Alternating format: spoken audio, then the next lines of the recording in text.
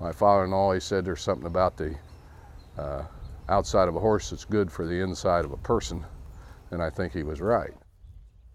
Think Ohio Issue 3 will create jobs?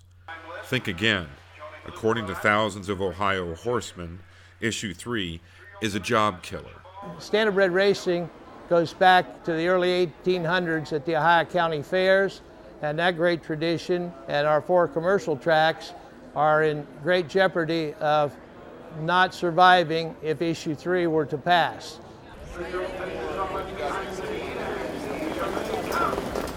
My wife's family has been in the business since 1918. Her grandfather raced horses, used to milk cows and race horses at the county fairs, and this is a county fair of the people type of sport. It's what we do when we wake up in the morning.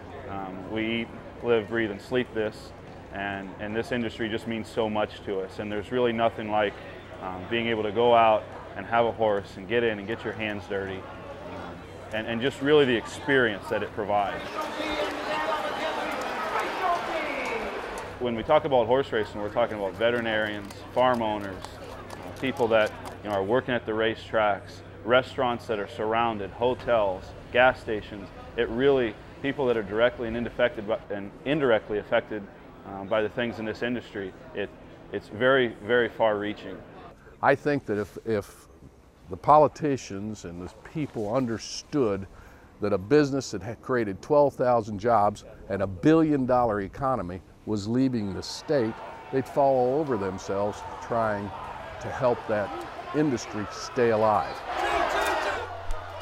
Horse racing is big business in Ohio. Midland Acres in Bloomingburg is a great example.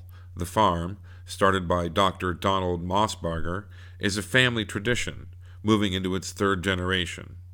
And that's important in Ohio horse country. Oh, it means a lot to me. Definitely, I'm so happy to have both of my boys, and they get along with Dr. Schwartz so well that it's a lot of pride to have them in practice with me. Doc Mossbarger's breeding farm is quite successful and is a typical Ohio horse farm. He employs quite a few people.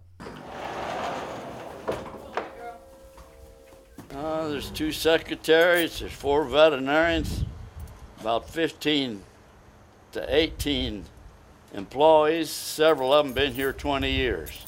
I'm trying to keep them so we don't have to let them go. If they're loyal enough to stay 20 years with me, I'm going to see to it that they stay here.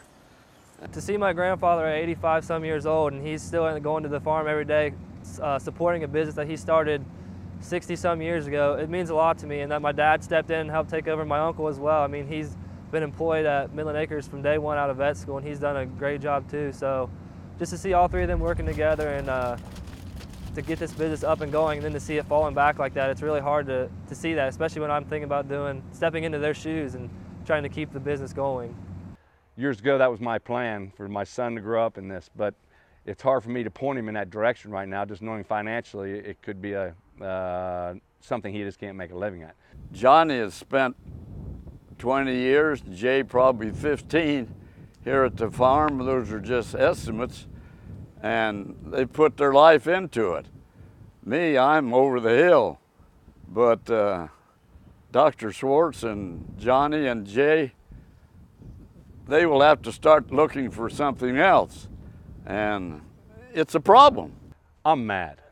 I mean, this is challenging my livelihood. This is challenging my family.